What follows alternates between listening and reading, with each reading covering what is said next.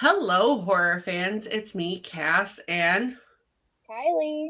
and if you are watching this video, you will see a very unfamiliar face, but we have Kate Reeves on. For those of you who don't know, this is actually Kylie's sister. My Hey, little sister. her little sister. How are you, Kate? I'm here. I'm great. We kind of drug you into this. We were like, "Hey, you're Kylie's sister. Come do this." I kind of feel like we're living up to that cult rap just a little bit. Yeah, Oh, just Well, I mean, she is one of is like me, an epitome of a horror fan. Her birthday is on Halloween. She has red hair.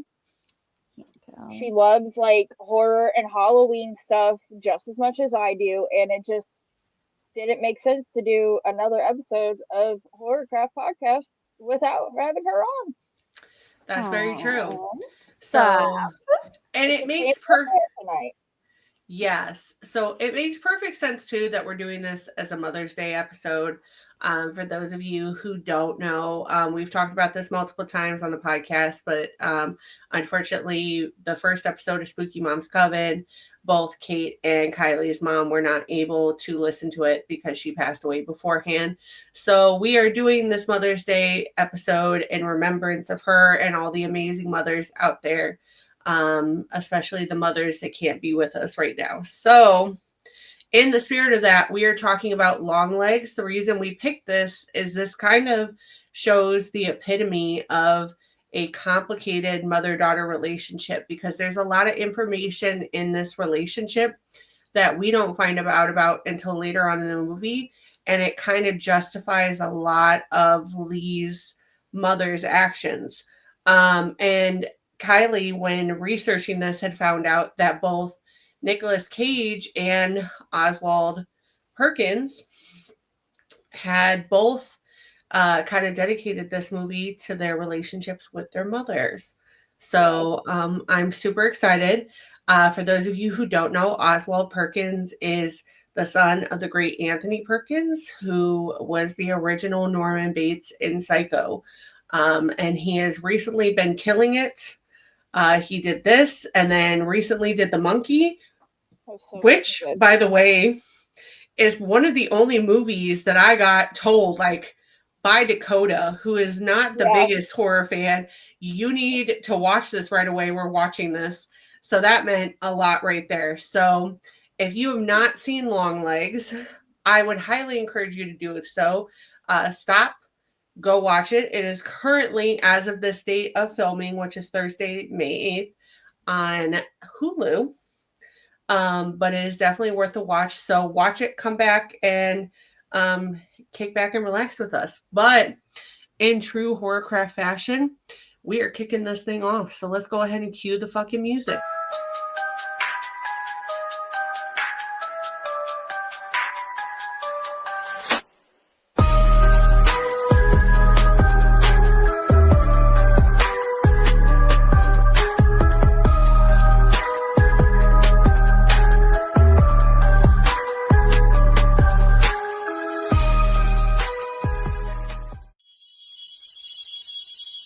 Welcome to the Horrorcraft podcast.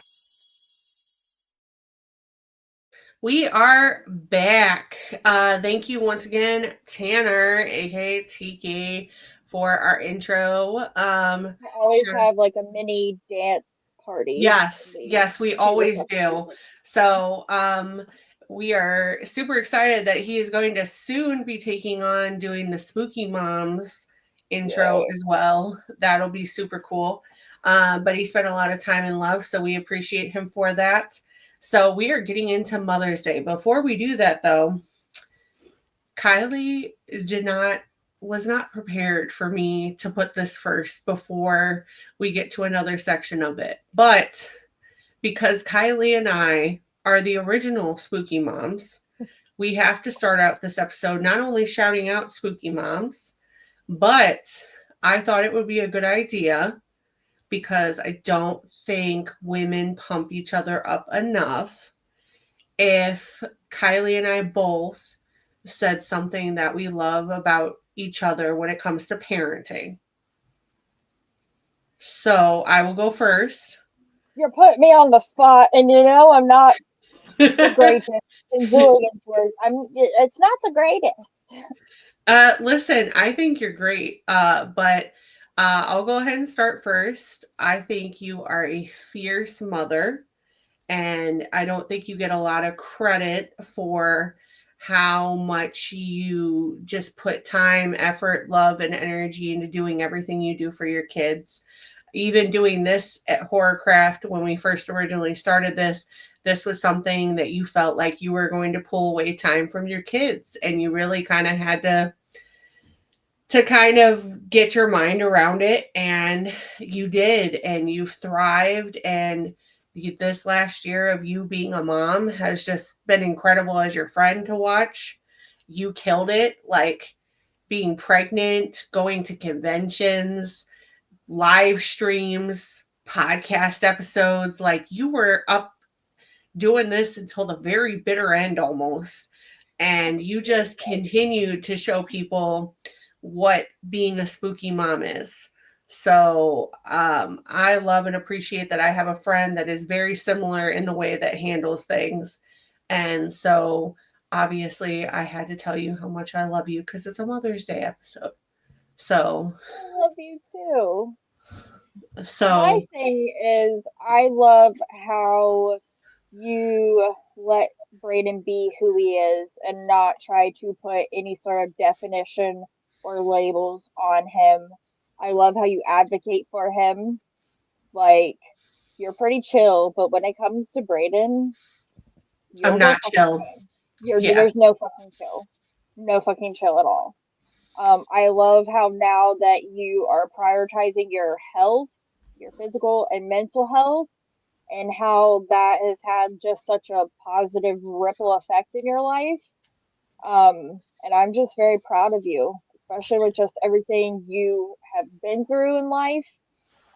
Especially like because you work a day job too, Yeah. in the legal field, which is Having a side hard. job where I like pick up hours here and there, not consistently, but also like trying to fit all that in. I could never work in my profession if it wasn't for the ability of picking up the odd job here and there. And so having that experience is kind of incredible on top of this, because obviously those are two things that don't necessarily mix together. And if I had actually like worked for a big firm, I would not be able to do. So thanks for all the small, law providers out there that employ people like me doing little side gigs here and there. We appreciate you, because without you, like, I wouldn't have the flexibility that I do. So I very much appreciate that. Thank you. And for those of you who don't know, Kylee is 100% the reason that I have pushed forward with my health. Kylee is that friend that walks the walk and talks the talk. And she was very much like, I love you. And I am not coming from a place of like just being mean or hateful, but I need you to get it together because I love you and I cannot watch somebody that I love so much just destroy themselves. And I took that seriously, probably for one of the very first times in my life. And so I've kind of had health stuff going on. You might have seen things here and there. I haven't really fully talked about it, but it's just me making better choices in my life and the ripple effect that that is having. But that's because I have a good friend who's like, hey, I need you to figure this out. And that friend that also has been like, I'm proud of you for taking this small step. I'm proud of you for doing this and that.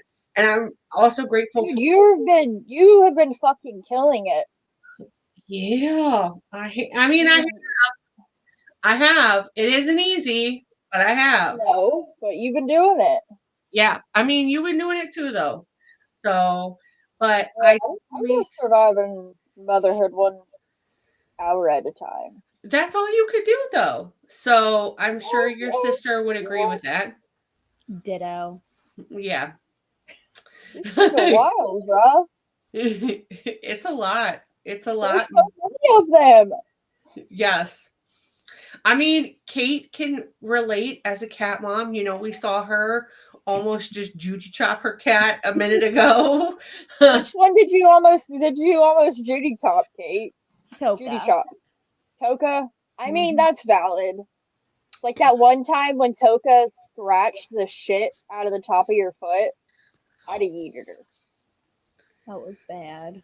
Yeah, It was listen, bad. we at the Horrorcraft podcast advocate for all sides of motherhood. So cat mom, dog mom, stepmom, mom, Well, foster and I mom. also think ants fall into that category Yes. too. For sure. For sure. Yes. Love being an aunt, especially to your boys, Kylee. Oh, you're a good aunt. You're a good I aunt. try. I try my best. She is a good aunt. You are. So I can tell. So Kate and I have never actually met in person. It's gonna happen though, because I feel like somehow I'm the lost sister. Yes. Like, Well, maybe we can get her to come up for the Culture Fest at the end of September. yeah, we can. So we'll work on those details later. Yeah. Link up to come. And if you haven't got your tickets for Erie Culture Fest in September, please do so. We will put the ticket link down below because let me just tell you, I did Culture Fest a couple weeks ago, the pop culture one, and I will tell you. Oh yeah, Kate, I forgot to tell you, she got to meet the creator of Strawberry Shortcake. Oh, so cool. Oh, wait a minute. And Jonathan Lipnicki. And Jonathan Lipnicki. Who is that? That sounds familiar. Stuart Little Little. Vampires. Stuart Little. Ah! Yep. Which, by the way, incredible person. He has a strong mom as well. So I want to give a shout out to Miss Lipnicki. She's incredible. But I will tell you, Zach, Tanner, all those guys, they are incredible. And I very rarely get opportunities where I can do this as a mom. They facilitated all of that. They were like, your kid has full run of this place. If anybody tries to tell your kid otherwise, like, we just aren't going to handle that. And they were so supportive and just made my job easier. So I really appreciate the way that they do that and the way that they support mothers in that way, because I don't think a lot of people get credit for that. So thank you guys. You're incredible. Come out to Culture Fest in September because it's going to be amazing and you'll see me and Kylee there. So yeah, it's a given. But as we get into motherhood, I want to talk about our moms. I don't know about you guys, but there are certain memories about my mother especially, that kind of pops out of my mind. So I want to talk about whoever wants to go first. What's a good memory about your mom?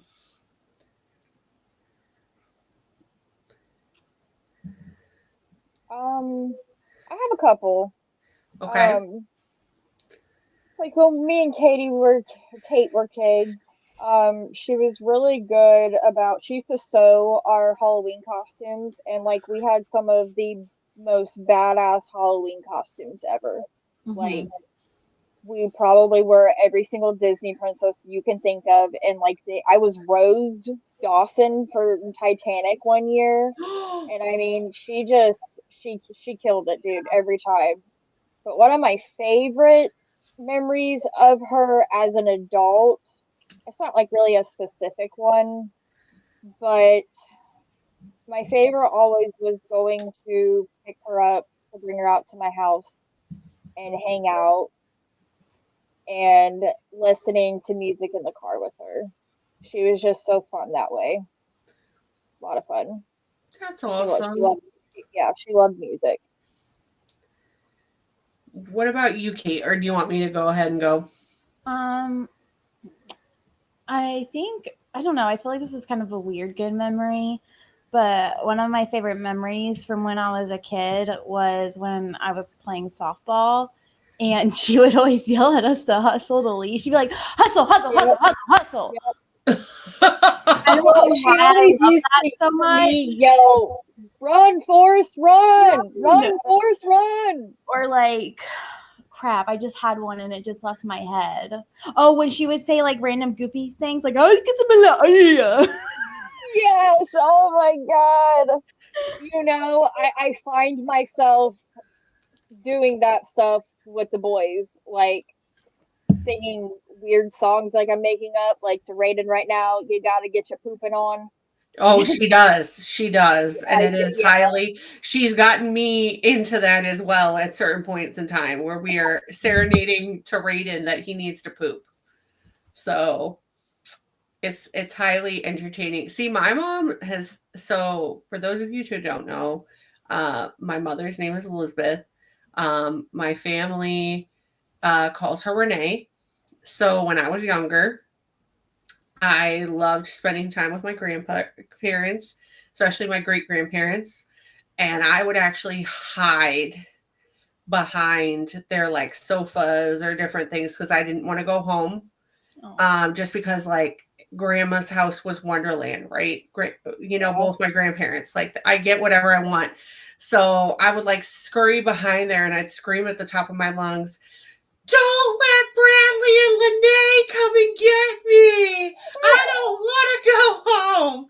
And I would just like, and my mom would be like, "What about me?" And I was like, "Well, I'll go home with you, but I don't want to go home with both of you because I just want to stay at my grandparents." Oh. So, because I thought they had a swimming pool in their house because they had a bathtub that had jets.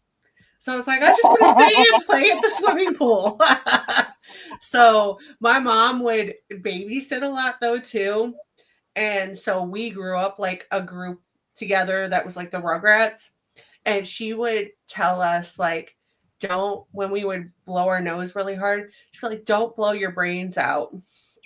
And somehow, every single time I sneeze now, I just think of, "Don't blow your brains out. Don't blow your brains out." Did that freak you out as a kid, though? It did for a minute. I was like, wow. I'm about to say that to Julian the next time he's blowing his nose to see what his reaction is. He's gonna give you a funny look. He really is. Lastly, one of the funniest times is, I don't know what came over my mother. She let my childhood friend Kiana and I mop. She told us we could mop, and if we had mopped, that we could do something special. Do you want to guess how we mopped? We poured water that ended up being that thick into the kitchen because it like dipped down. And so it was like a puddle. And we were just like splashing through the water. Yeah, it made a whole mess. Yeah, one time I decided. You probably didn't go do nothing special. No, I did not. And one time I decided I was going to make a bathtub in my bedroom because I had a TV in there, and I took a storage container, one of those like 40 quart, and I just kept getting pictures of water and just pouring it into it.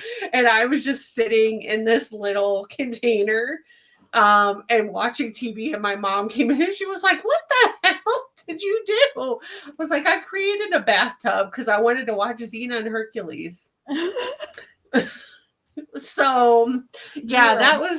I feel like that's something Kate would have done growing up, honestly. I mean, it was the ADHD, 100%. I was like, I need to catch the Hercules episode. It is vital to my existence.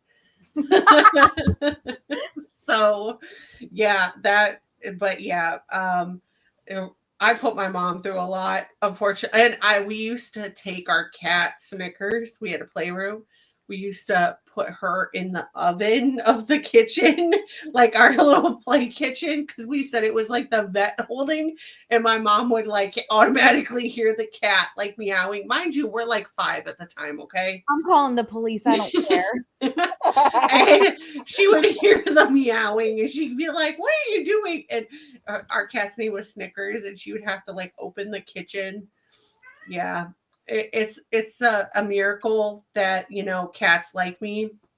So I mean, Brinley still plots my death.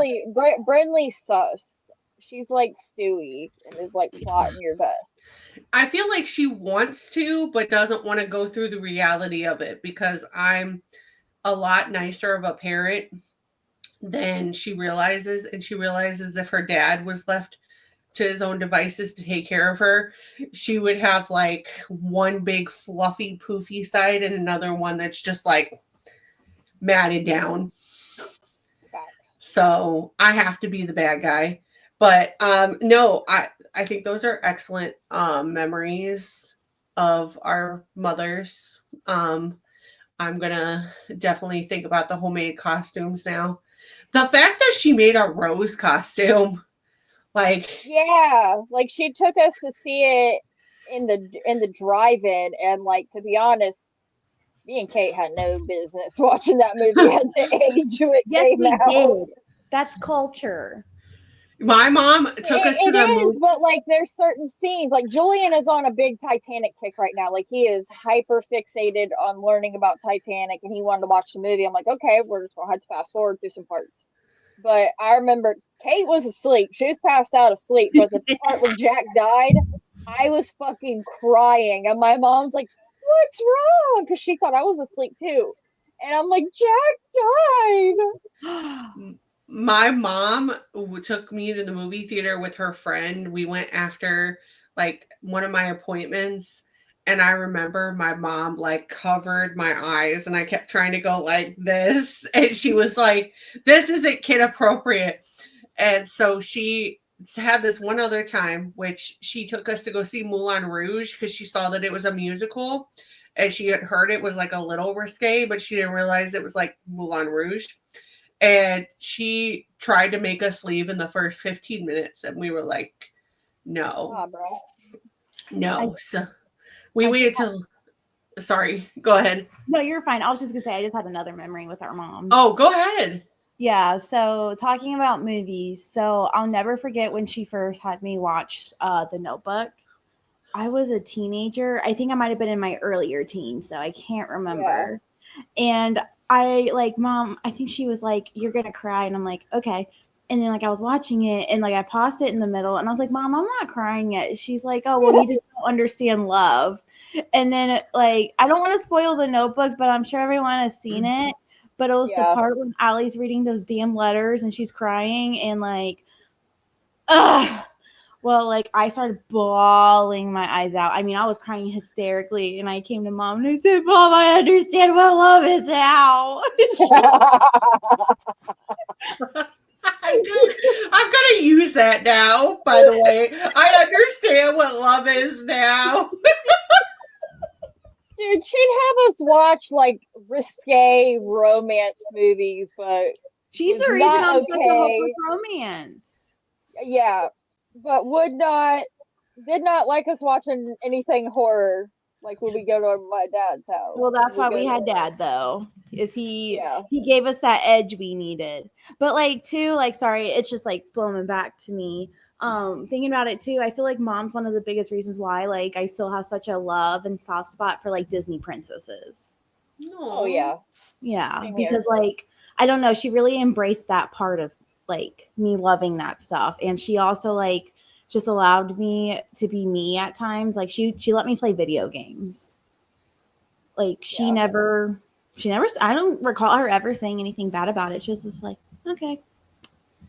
I feel like that's so important though, because you do need somebody that kind of is just like, yeah, that's just who they are. And she always like when we were hyper fixated on certain things, like she got us stuff. Like I remember I got a bunch of like Nightmare on Elm Street DVDs for Christmas. Like I remember that. All the stuff on eBay, yeah. Like just stuff like that. Like stuff she may not have understood, but like she would buy all the crap for us. She was an eBay queen. I actually downloaded eBay because I plan on buying some Nightmare on Elm Street DVDs. As you should. Or Eerie Culture Fest. Yes. As you should. So, well, We're going to talk about Longlegs. So, Longlegs, just a disclaimer, this is a heavy watch of a movie. We just recently did an episode where we talked about Silence of the Lambs. Obviously, Longlegs kind of took some inspiration from Silence of the Lambs and Clarice Starling. And with that comes a heavy trigger warning on a lot of the themes that we're going to talk into. So, not just our normal death, murder, mayhem kind of disclaimer, but also talks of, serial unaliving, some serious, detailed gore, procedural gore. Occult things. Yeah, occult, hoarding. Yeah. So, complicated trauma, kids. There's just a lot of layers to this that if you cannot deal with listening to a heavy watch right now, we understand completely, and you could dip out from the episode from here. So, but as of right now, at 26 minutes, we're putting a full spoiler effect in alert and a full trigger warning in effect. So Kylee, this is the first movie that Kylee saw before me.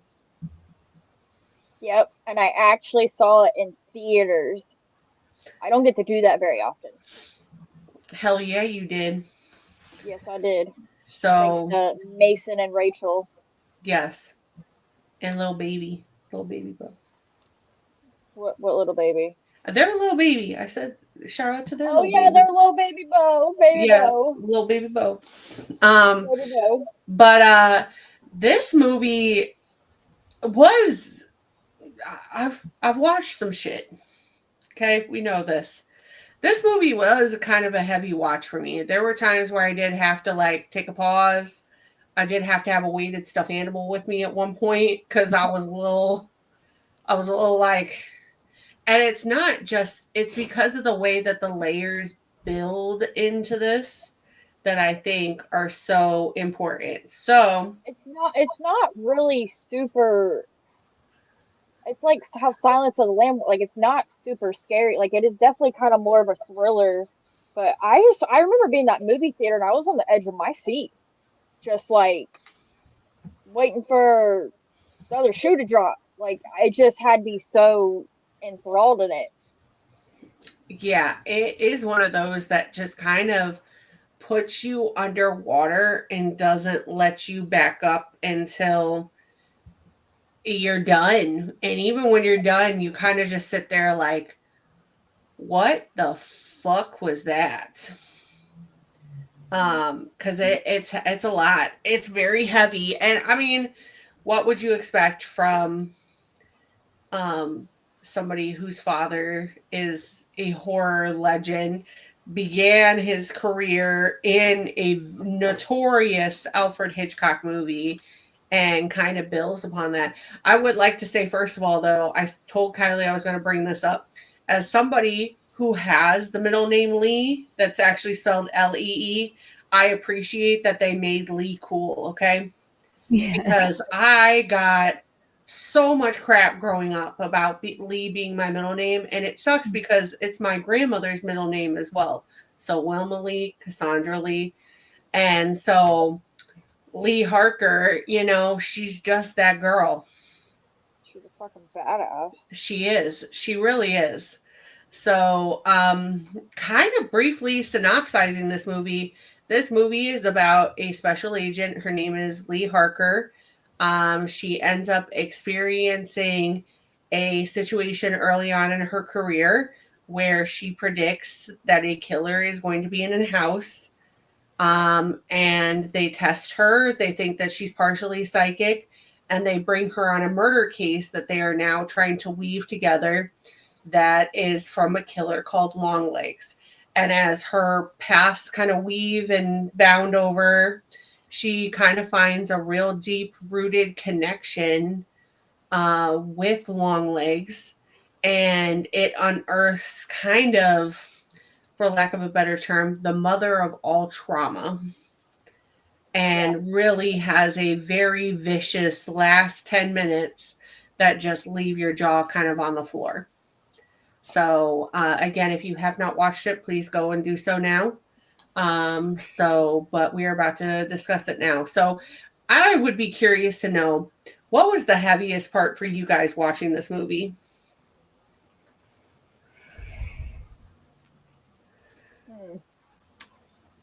I think for What? me, Go ahead, Kate.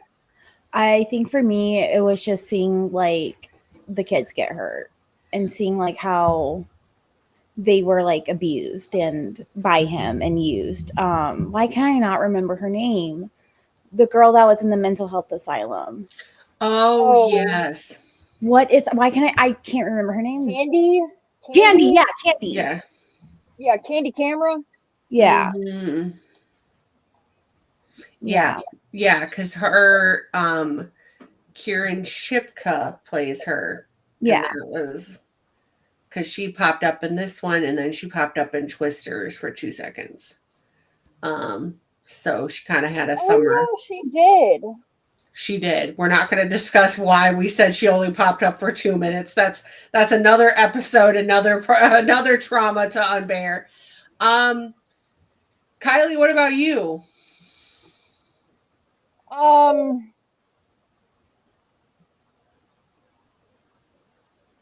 I'd have to say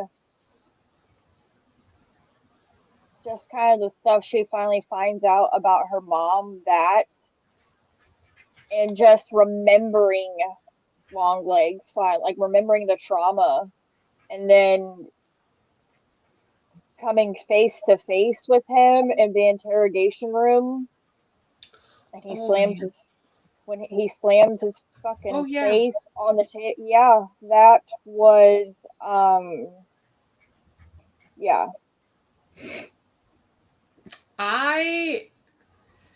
So without spoiling too much, okay, for me, because I just watched this really quickly too. Like, I'd watched this a couple times before prepping for this episode, but then watched this really quickly before I jumped on here. As a mother, I would say what kind of was unsettling to me the most, and this was after a couple times watching it, when you do finally learn her mom's connection to this and you see the things that she had to do in order to keep Lee safe and how her mom describes it, like, basically she had to stop where she was so Lee could grow up, and kind of like her having to deal with the ramifications. Like, we do see the Cameron family and the dad brutally slaying the mom, and she comes out afterwards, she gets sick, she's got the blood on her, we see her screaming in the car with the blood on her face. To me, as a parent, that is the most deeply unsettling thing, because we talk a lot of times about the line between good and bad, but when it comes to our kids, what are the lines we're willing to cross? And can we really fault Lee's mom because she knew what was going to happen to her daughter if she didn't do this? And yeah, go ahead. Sorry, I don't mean to interrupt. No. Go ahead. It's just FYI. Yeah. I almost see it as like a very animalistic protection thing that her mom does. Her mom's like, this man's trying to kill my baby. What do I need to do to protect my baby? Oh, I need to kill other people. Okay, cool. I'm going to go do that, even though it's going to drive me nuts.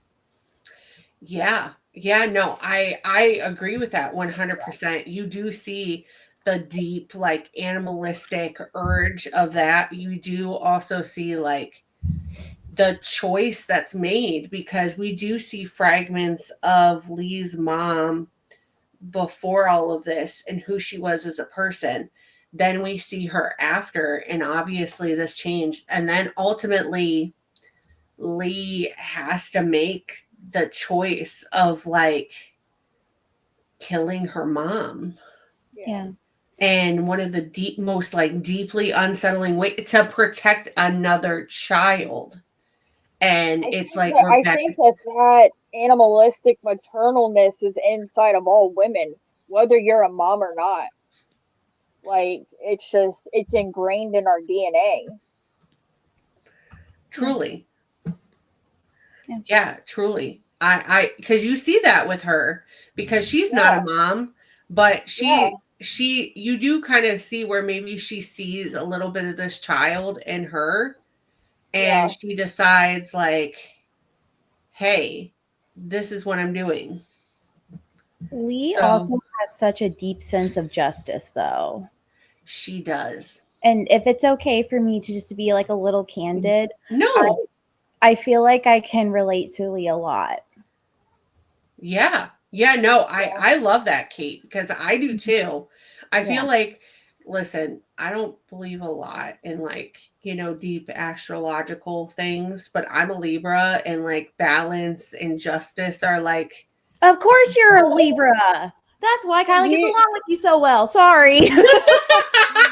Well, and do you guys know when it comes to like kind of being neurodivergent that we have a very strongness within us, that there has to be balance and things have to be just, and when they are not, it will drive us crazy. And it's something to do with being ADHD or like even a person having autism.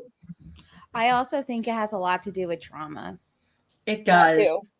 It does, because do you guys, I want to pose this question out there.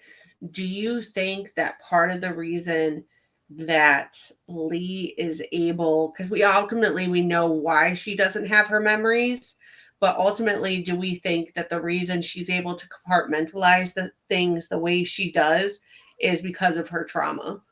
Oh yeah, most definitely. I'm about to shine here. So those of you, well, actually, nobody probably knows, I am a licensed social worker who works as a therapist. I have my master's in social work and I do clinical practice. I work in a residential treatment center that treats substance abuse and mental health. Just wanted to state my credentials just to show I'm legit. Man, that felt cool. Sorry. Anyway. No, as you should. Cool. You are fucking cool. So this is a very trauma causes memory loss. And something that happens a lot when people are healing, those memories will come back. There's been times that, and if it's okay for me to be candid about this, Kylee, there's been times Kylie's told me certain things about our childhood that I don't even remember happening, but my body will have an initial reaction to it. Which I feel the same way though when you tell me stuff about our childhood that I don't remember, or just especially a lot throughout like my teenage years, you'll tell me things that I'm like, that really happened. Yeah. So I get almost uneasy when you tell me, because it's like that body reaction. And it's very sad, also very interesting as a mental health nerd.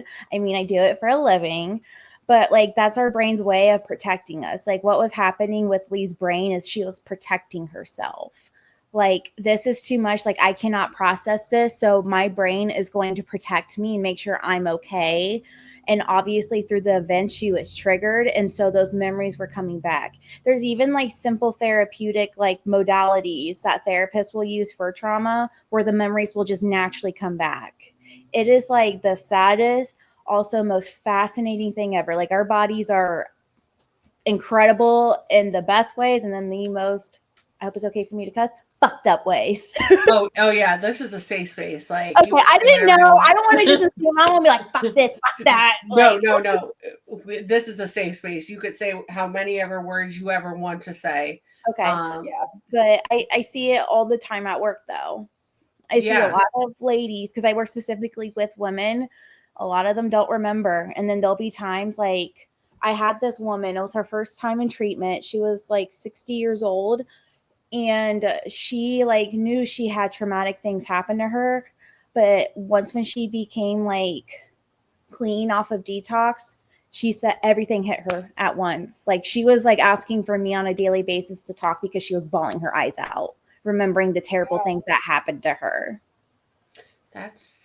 I think I don't really share or talk about it a lot, but I mean, I'm a recovering addict, and there were a lot of really bad things that happened to me in my addiction, and a lot that I still don't quite remember, and stuff that I do but forgot about.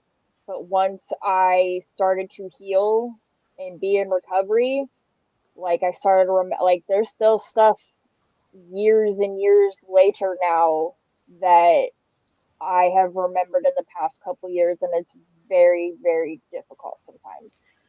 Yeah. And But here's a question.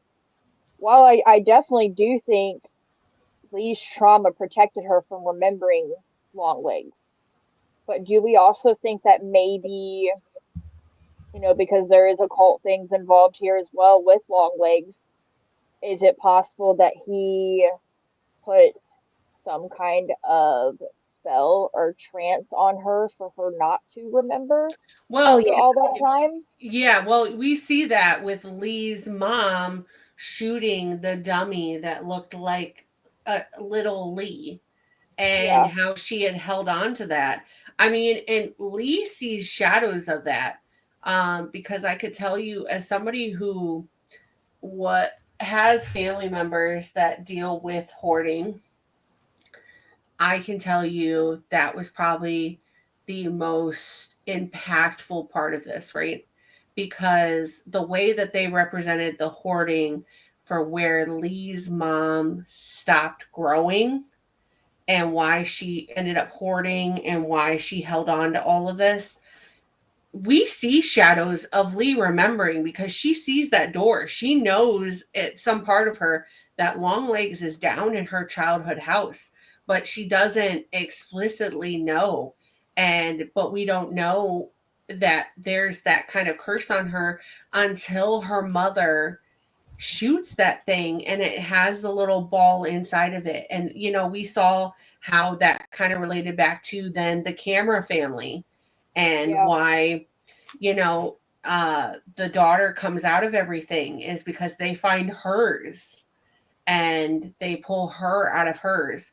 So I do feel like that, but I do think I also know Osgood Perkins' storytelling by this point in time and how he really kind of weaves things in. And I feel like a lot of this is an allegory for trauma. I do yeah, think Kate brings up a lot of really good things, because a lot of people don't know this, but Kylee was one of the people that really suggested to me on working further with my trauma. I'd gone to therapy for it. I have a lot of complex trauma, especially around childhood incidents and being a domestic violence survivor. And Kylee was the one that was like, I know you think you're healed, but like, I think you have more things that you will have to unpack. And because of that, I was able to get the help that I needed, and it has helped me in a lot of ways. But sometimes we don't realize that that monster is behind us, because we think we've dealt with the big one that's in front, right? But we never see the smaller ones that are in back, the more ingrained ones that we see behind it. And so I do think, like Kate was bringing up, that that's something that we forget a lot of times, about how, you could think you're years past your trauma, and one thing can set you off, and then you're just right back there. So I think that's a beautiful way that this movie talks about that. And if yeah, I may say, because I do feel like I have a responsibility as someone who is a therapist to say, Yeah. like, that is okay if you feel like you're taking a step back and you're healing. Because sometimes there's just going to be days where there's going to be certain things that trigger you, and you're just going to be like, oh man, this again. But that's okay. yeah, That Yeah. is okay. Yeah. I think yeah. that Because I that's mean, like, I don't know about you, Kate, but I mean, like, Mother's Day and Father's Day is really hard, Mm-hmm. and it's triggering. Um, I won't go into it too much, but like me and Kate definitely had complex relationships with both of our parents. Yeah. So there's always kind of like a double-edged sword with, because our both of our mom and dad is gone, and there's a double-edged sword with the grief and the trauma and the missing them and how things were when they were even alive. And I will be fine, think I'm fine, until I'm having a bad day and I'm like, what is it? What is today? And it'll be close to like a birthday, death anniversary, holiday. And I'm like, that's why I'm having such a hard day. And it's not even so much really quite mentally, it's my body. Mm-hmm. If I may add too, like that's a true thing with trauma. Like when bad, like it doesn't even have to relate to grief. Like when bad things happen to you, because let's specify this, is nothing you did, it's the bad things that happen to you. Your body is going to tell you in the most subtle ways about like a special anniversary that's going to come up of it. Like it could be like, I was in a terrible domestic violence situation. Maybe you went to court and got your justice. That's a great thing, but that's still a reminder of your trauma. Yeah. Oh yeah, 100%. Like I definitely can relate to that because there are a lot of times for the most part where I've kind of moved past different things of that. But I will say that especially when it comes to my son, that I have complex trauma because there's a lot of childhood feelings that I felt that then because my child also because of the circumstances have had to be put through the same things that trigger me on a level that I'm not aware of. People think that that journey is linear and it is not. Trauma, grief, all of it. There is no particular timeline. You could think you're years down the line and you're still right back into it. I mean, I went most recently to a movie theater and it's by where the last time I saw, like, I had a real good time with my uncle. My uncle's been gone since 2 weeks after Braden's been born. Braden's going to be 12 this year. And I will tell you, that did, on the way home, kind of fuck me up a little bit about missing him and thinking about him and really just missing that person. And it made me realize that what we're saying is true. Trauma is never, I feel like people forget this is the cornerstone of horror is talking about these deeper things, talking about trauma and talking about this. I mean, if you go back even to like Romero and like unintentionally talking about racism and Night of the Living Dead, talking about different themes throughout the whole entire Dead trilogy. And like with Dawn of the Dead, consumerism and the whole time period and everything.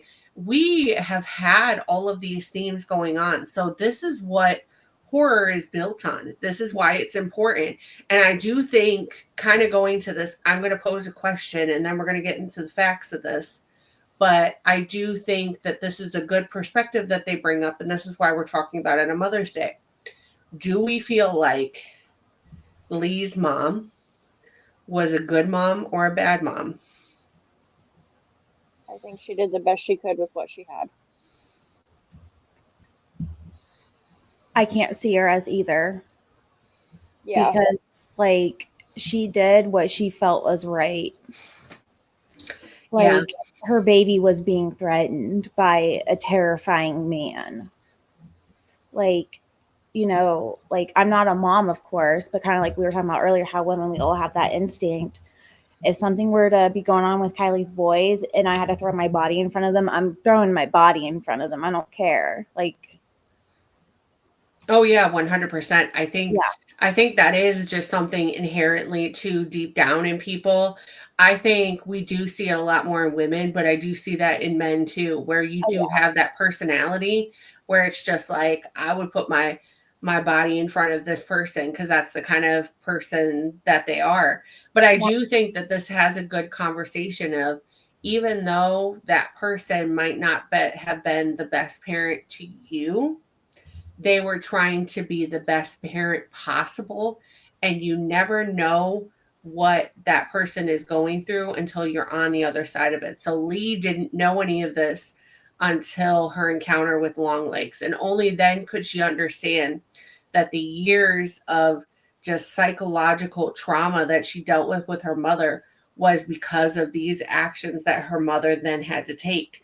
So I think it does have a very good message of, you can have the most complicated relationship with your parent in the world, but sometimes you don't know what's on the other side of that. Sometimes you don't know the things that they have going on. I think they say it in a way that doesn't make that person a victim, right? Because we all agree that Lee went through some shit, and that never detracted who she was as a person. But we can also acknowledge that her mom went through that. It doesn't negate the fact, though, that she was traumatized by those actions. So I think this is a good example of how two things can be true at the same time. Yep. Yeah. Most definitely. So do you guys want to add anything before we go into the facts? If I may be candid, I'm kind of surprised that like I'm willing to be, but I guess just talking about it and just kind of like processing the movie like with you ladies, it really makes me realize like why I feel I relate to Lee so much. So like with Lee, like I worked really hard in school to get the degrees that I have to do the job that I want to do. There's because I feel like sometimes Lee, she kind of underestimates herself just a little bit. And I can relate to that. Like I'm told like I'm very good at my job and I'm treated well at my job because of how good I am. Like I'm dependable, just like Lee is. Also, just when I see her talk to her mom at first, like I see that distance she has. And if it's okay for me to be honest, like I felt that distance with my mom when talking to her on the phone. And it doesn't mean I didn't love her. It's just due to what I experienced with her in my relationship, it just would feel like nails on a chalkboard. I would feel ungodly uncomfortable. And then whenever, just like when Lee would be around her mom, I would feel that distance with mom because I would be kind of scared. Like, I don't know if I can be close to you because you've hurt me before. But just like with Lee, when Lee started learning more about her mom, as I started learning more about our mom, I was like, holy shit, I wish I would have known sooner. Like, I'm not excusing anything. I just wish I would have. Stop! Sorry, my cat. I just wish I would have known sooner. That was the funniest moment, I just have to say, by the way. Because you said something so profound, but I get that because I don't really talk about. I think Lee, because I can relate to this. Like when our mom died, like it just a lot of things became full circle, and I think Lee had that. Yeah, Lee had that as well. Things just kind of became full circle, and she kind of understood her mom more. And same thing kind of happened like with our mom. Like I felt that towards the end of her life, like the past few years that like we had with her, like I really kind of just she opened up about stuff, certain things more, and just how it affected her. And also, I think while learning about my trauma and about trauma and understanding a little bit more about her trauma, like our mom was definitely emotionally stunted at a certain age. Like she was the product of her environment. Yeah, she died when she was 66, but our mom was very much 15, 16 years old in her head. You know what's interesting that you say that? Because I think about Lee's mom, and pretty much Lee started finding out things before her mom passed away as well. And you can see the emotional stuntness with her mom, just being very like flat and just like, have you said your prayers today? Oh. Yeah, I feel that because I love my mother, but my mother and I have definitely had a complicated relationship, and it's not really my mother's. It's because I have a complicated relationship with my father, and my father and my mother are still married. And there are a lot of things that I am now seeing with a clearer lens as an adult and as a parent now. And there are things that I've had to do to protect Braden that we might not necessarily align on. But there are things that I see deeper now as an adult that makes me go, damn, like you really had to deal with a lot. and you were forced to be a lot. And I see that and I recognize that in you. And even though we might be on polar opposites of things sometimes, like I relate to that because my mom had to deal with a lot of my health issues. So now having my son that has health issues, like I see a lot of what she had to deal with. And so certain feelings that I might have about different things, now I see a lot clearer because I'm like, oh, she was under a lot of stress because of this. Like, and we're talking 90s. We're not talking now where there's more research, there's more learning, there's more understanding. But like, I wasn't the easiest kid either. The only reason I got diagnosed with ADHD is because I was putting my head through literal walls. And that's how I got diagnosed. And so dealing with that in the time period that she did, I can understand now how that would have been challenging. And it does present a complicatedness to our relationship. But yeah, I really love how vulnerable this has been, by the way, because I think that this is just so important talking about this, especially in relation to Mother's Day. And I hope everyone listening knows that we all love and appreciate our mothers Absolutely. and the people in our lives that have been like mothers to us. I think it's good to highlight the bad with the good, though, because you do end up having a deeper level of appreciation for that person. And that's one of the most beautiful things, though, about healing from trauma is that you get that empathy and insight, and it just brings you this sense of peace. And we do see that with Lee a little bit. And as sad as the ending is of her having to take her own mother's life, her mother was okay with it because she was like, this is why I did it, so you can make the free will to make these types of choices. Yeah, it's a heavy one, and I will tell you there are some heavy facts to go with this. So I know Kylee found one, but we're gonna go ahead and put this in the description down below. But I don't know if Kylee knew this because she's a big true crime fan. Many of Longlegs' encrypted messages containing misspellings and poor grammar after being decoded. Yes, I did know that. This is an homage to the Zodiac Killer, who is also known for his coded messages containing typos, which often made it more difficult to decode his messages. Oh. Yep. I do remember this part because Kylee and I think, did we not? But to promote the film, Neon created a phone number, which if dialed, played a pre-recorded, extremely disturbing message from Nicolas Cage as the killer. Did we not call this over the summer last year when we found out that this was the thing? I think I meant to, but never did. I did. I did. I think I did, and then we talked about it because I was like, I'm taking one for the team, but it was creepy. Here, I got a really good fact because I was actually I've been watching some stuff about satanic panic. I was confused about when I first saw this movie of like what era this was set in, but the film is set, and this is according to IMDb. The film is set in 1995, which is during the final years of the U.S. satanic panic era. This was a moral panic involving widespread accusations of satanic ritual abuse on the basis of recovered memory therapy. People were panicked. One, organized satanic cults were targeting children for abuse. The abused children were made to forget or repress their memories of said abuse. And three, the prompted aid of a therapist or investigating officer was able to recover the repressed memories of the victims. Lee Harker's experience follows a moral panic pattern in that she was forced to forget her memories of being targeted by a Satanist, Longlegs, as a child and later recovered those repressed memories with assistance. I think that is such a cool take on this theme. Yeah.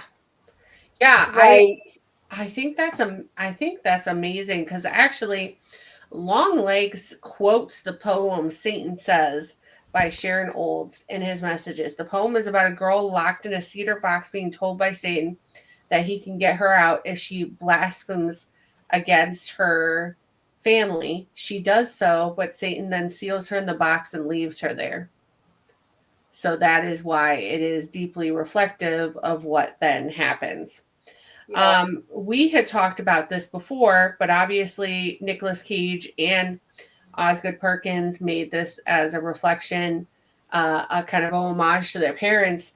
Well, Osgood Perkins is the son of Anthony Perkins and model slash photographer Barry Burnson. He has cited that the film, which is mainly about mothers keeping secrets, was inspired by his mother, who stuck with Anthony Perkins despite knowing that he was gay. Yeah. So, I love that. Also, Osgood Perkins, you're just an amazing person, especially the fact that you played the guy from Legally Blonde, the one with the backpack, and nobody knows you from that, and you were amazing. So keep shining on from that.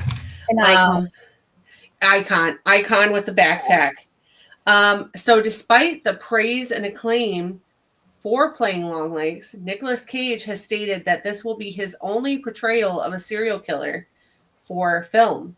In an interview with IndieWire, Cage said, "I know that the phone's going to be ringing off the hooks to play serial killers after Longlegs, and that's not really what I like to do. I don't like violence. I don't want to play people who are hurting people."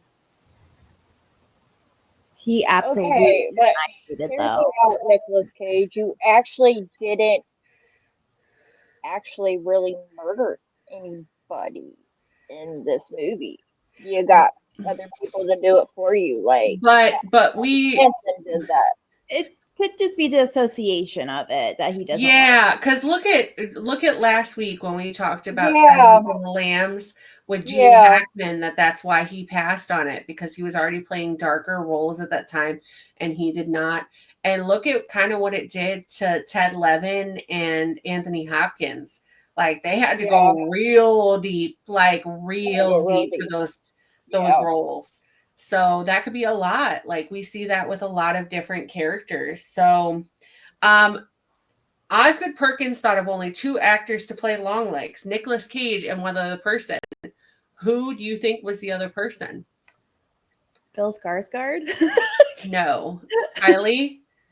I read this, but I don't remember. Just off the top of your head, what do you think? Because I did not imagine what he said. Who he wanted to play Longlegs? Hold on. Okay, I don't remember. Just spout a name off.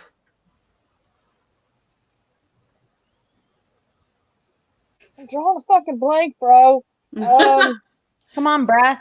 Come on, bruh. I'm trying to think of like who's like even like big.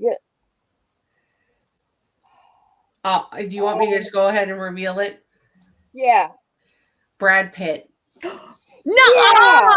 Yeah. That's freaking who. You know what? He could have that potential to really like. Yeah. I see the vision. So test audience praised Nicolas Cage's performance and mentioned that he was so off-putting that it could potentially scare viewers off. I did not find this as part of this, but I don't know if you remember this, but they actually, in promotion after the film initially came out, they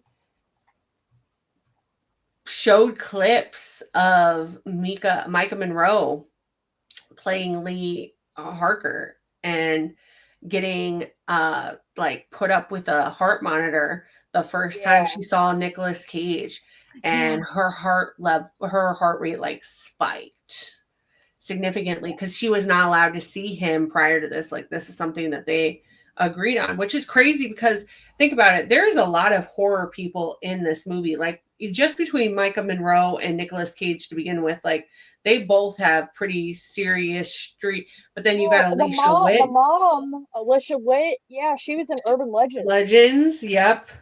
And Blair Underwood was in a bunch of horror movies as well. Yeah. Like, I mean, there was just a lot of people. Kieran Shipka obviously got her start as Sabrina from The Chilling Adventures of Sabrina. So it was just a lot of like really heavy hitters. The first official trailer was titled "You Got the Teeth of the Hydra Upon You." And these were all, they then went on to do Dirty and Sweet. All of these are references to T-Rex's hit 1971 hit Bang a Gong, Get On It. So this is the highest grossing live action Nicolas Cage movie since Ghost Rider Spirits of Vengeance, which is the second Ghost Rider movie. Good. Kieran Shipka's voice was pitched up in post-production to sound higher. Knew that. The composer, Ziegler, is actually director Osgood Perkins' brother, Elvis Perkins. Which, by the way, Elvis is a cool fucking name. Osgood and Elvis. Those are good names. So Longlegs shares similar satanic themes with Osgood Perkins' debut film, The Black Coat's Daughter. The star of the film, Kieran Shipka, has a small cameo in the film. Test audience described the film as having imagery similar to such as Silence of the Lambs, Zodiac, and Seven. This is the highest grossing independent horror film since Insidious Chapter 2, which is insane. Did you guys notice that Lee Harker's character was actually wearing Clarice Starling's blazer? She was. Osgood Perkins is seen on the TV when Lee is talking to her mother at her house. This is the second collaboration between Nicolas Cage and Neon after the movie Pig that came out in 2012. The Birthday Murders website gives more background information on each of Longlegs' prior victims who are otherwise glossed over in the movie due to the conservation of detail. I'm sorry, that was a big word for Cassandra right now, okay? That was a lot. Osgood Perkins wanted to cast Alicia Witt after seeing her performance in Twin Peaks, which I think was the reboot. This surpassed I, Tonya as the highest grossing Neon film, which if you're not aware, I, Tonya is about Tanya, the ice skater, who had a very complicated life. I've seen that. Yep. The Russian title for the film translates to Soul Collector. I mean, that's on brand. That is. Nicolas Cage's makeup and mannerisms for the film bear some resemblance to the likeness of Marilyn Manson, who was viewed as a Satanist during the 90s and most of the 2000s and faced scandal over his predatory behavior towards women. We're not going to dive into that right now. And we're not. Because we'll be on here forever. Although they portray mother and daughter, Alicia Witt is only 17 years older than Maika Monroe. Kira Shipkin only worked for one day on this film. Melissa Barrera actually met with Osgood Perkins to play Lee and was very impressed by the script, but ultimately turned it down. As a devout Catholic, she was not comfortable with the satanic and supernatural elements. I did not know that.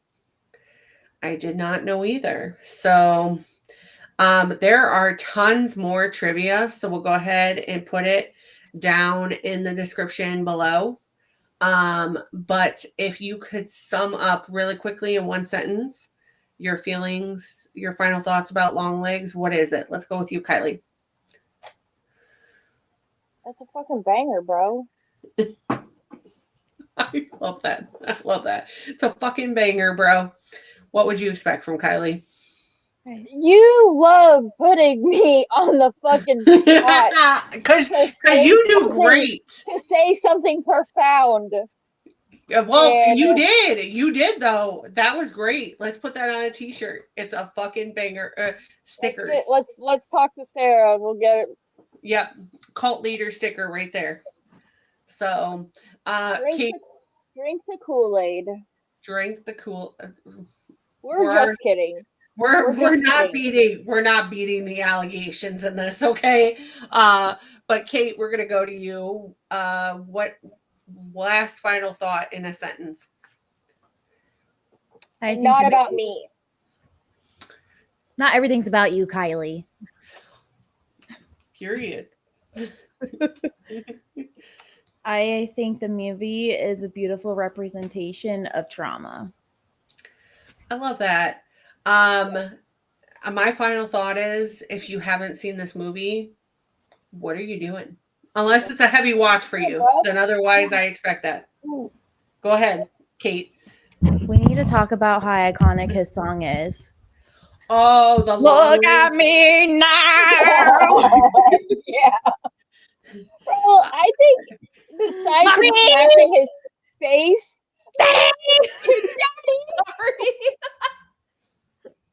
I love that people did hit him as a costume for Halloween this year so much. It was great.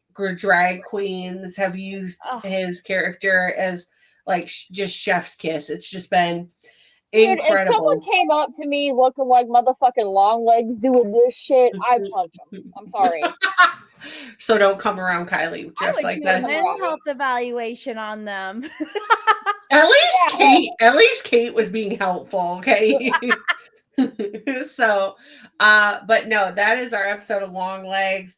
For all the mothers out there, whether you run the gamut, you're a drag mother, you're a cat mom, you're a dog mom, you're an aunt, you have somebody in your life that you feel a mothership towards, you have kids, wherever you fall, you're a foster mom, stepmom, all of it. Here at the or if you've lost a child. Exactly.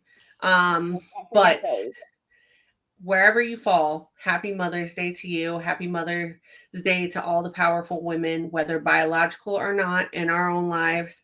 And so we're going to go ahead and move on to what's on our mind in horror this week. Kylee, do you want to start first or do you want me to go? No, I got it. Actually, no, hold on. You want me to go? It's fine. Yeah, because what I want to talk about, I can't because I'm going to be making a video about it. Oh, okay. Well, go ahead and think about other things. Watch for that video, Kylee, that she's talking about. Kylie's been making some amazing videos lately for the channel. So go, Kylee. Go her use of technology. Woo woo! But this week for me in horror, I got to go see The Exorcist with the Talking Tapes crew in theaters. I did have to leave a little bit early, but that is my first time in years watching that movie in its entirety and seeing it on that level, especially now being a mother. And I will tell you, talking about this, I did not realize that Reagan is 12 in this movie, which is the age that my son's at. And so it just hit harder. And I was very more deeply disturbed by it. And I just want to use this as an opportunity to say, go support your local movie theaters, and especially cool ones like the Oberlin Theater, the Apollo Theater. They're cool. And I will probably be going this summer to see Never Ending Story with my son.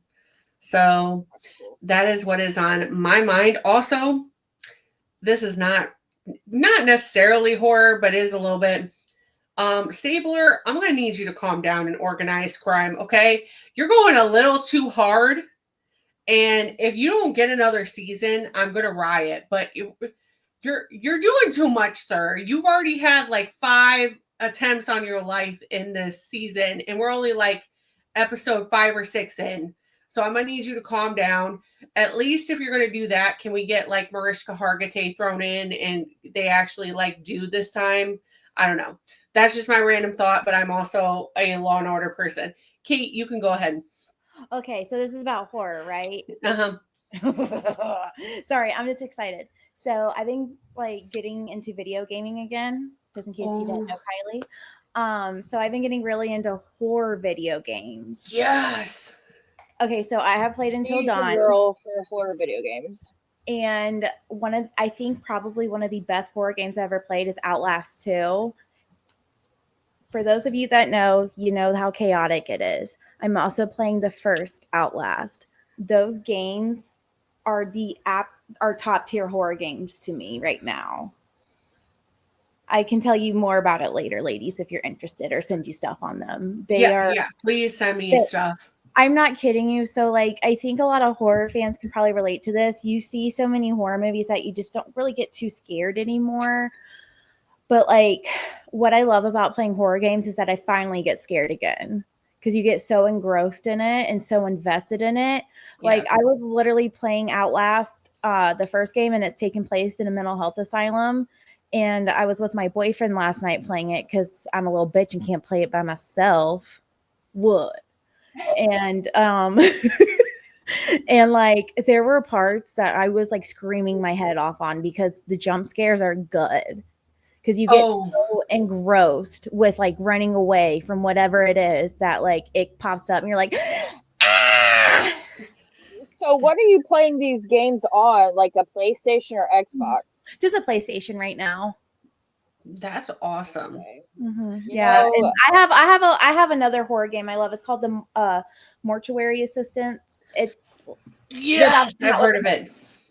They're about to come out with a movie. If you guys do an episode on that, please have me on, because I've played the game many times and it is a top tier horror game too. We will. For those of you who don't know, my son recently got into horror because of FNAF, Five Nights at Freddy's. He liked playing too. Yeah. So he liked playing the video game, and he ended up wanting to watch the movie, and we watched the movie together. So now they've come out with a Loungefly bag, which my child may or may not have begged on every single thing possible to get before the movie comes out. But the movie comes out before the second movie comes out before his birthday, and it looks insane. It also is the reunion between Skeet Ulrich and Matthew Lillard, because they are both playing characters in the second one. So super excited. But we love horror gaming. I completely understand what you're saying though, because our friend Weston does like Twitch, and he like puts it through TikTok sometimes, and I'll watch it. He was playing this one where this thing was following him in like water and stuff, and like a bait. I don't know what it was, but this thing was fucking scary. And I just, no, it was terrifying. It was terrifying. I don't know what happened. I don't know why it was an abandoned water park. I don't know why there were things going on. It was just one of those things where I was like, this is terrifying. This seems like I forget. I'll have to find out and then let you know. Because that might be one of the games that I've recently played, because that sounds a touch familiar, but it's not exactly an abandoned water park. It's more so like an abandoned Catholic school. Oh, well, I'll have to find out what it is. Yeah. But yeah, I get what you're saying. So Kylee, what about you? What is on your mind in horror this week? Well, this isn't necessarily horror, but like it's real life horror. I watched The Fall of Diddy last night on Max. Oh, that is horrifying. This is jury selection week. The trial is supposed to start Monday, but I stayed up way too late watching this docuseries last night, and it sounds like a horror movie, this man. And I am just so appalled that this has gone on for so long. Yeah. So long. And if he was just a regular person like the rest of us, he would not have gotten away with this shit for as long as he did, and he would be doing life in prison. Because just some of the stuff that it just sounds like almost like some Ted Bundy shit. It really is. So it's horrifying. We're definitely going to keep up with the results. Hopefully everything gets exposed, and this becomes like the trial of the century, like Kylee and I were talking about, and this ends up like having a really big ripple effect. I will say really quickly though, Kylie and I wanted to touch upon this, and I just remembered this, but we're always talking about weird shit in Ohio, okay? Oh, This yeah. relates to crime. So if you, Township. yes, Ohio. Springfield Township, which is Akron area. Yes. There currently is a video going around where a raccoon is with a meth pipe, and that is in Ohio. Yeah, I'm so triggered by it. Yes, yes, it is in Ohio. It is Chewy the raccoon. I will let you guys know if it comes to my treatment center. Yeah. That's a violation of HIPAA, bro.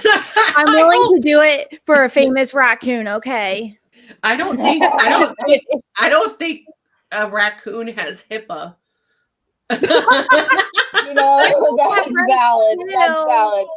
Animals have rights too. I know. I just don't think there are any HIPAA laws in place. Kate, do you know that there is a movie called Crackoon? Yes, there is. Like Cocaine Bear, but a raccoon. That's crack. probably a lot better than Cocaine Bear. Cocaine Bear was a disappointment. Crackoon is hilarious. It's got some people that we kind of dip in the same pond with, and I will say if they come out with a meth coon, like that police officer was dying while he was granted that police supposed to react. Yeah, I was about to say that police officer. What are you gonna do when that fucking raccoon tastes just a little bit of mess from that pipe? Then it's a whole ass fucking situation. I mean, and not a good one. He definitely, you know what? That police officer handled it the best he could. And the fact that they released that and they handled it the way they did, shout out to them. It is hilarious. She was sick. It's sad, and hopefully she gets the help that she needs. And I hope that raccoon does too. I don't want him to have that. Bitch, I bet you don't. You going to jail. He said this is evidence. Yeah. He was here, Mr. Police Officer. I'm going to help you out. Yeah. It is kind of funny though that this comes out the same week that Cinemark and Disney is letting the Stitch animatronic from the live action movie going fucking ham in the theaters. If you guys haven't seen it, they've literally been placing the animatronics of the live action Stitch at different Cinemark theaters. They've had it in a popcorn bucket where it pops out at people. They've had it actually scanning people's barcodes. Cool. They actually put it in a fucking Jeep, a pink Jeep, and had it rolling around. It was on the Santa Monica Pier with an ice cream where people could come up. It was outside in a movie theater where it was like hitchhiking. It's such an icon. He is, and we cannot wait for that movie. So, but I was just like, him and that raccoon need a movie together. Oh my gosh, Stitch doing meth. I'm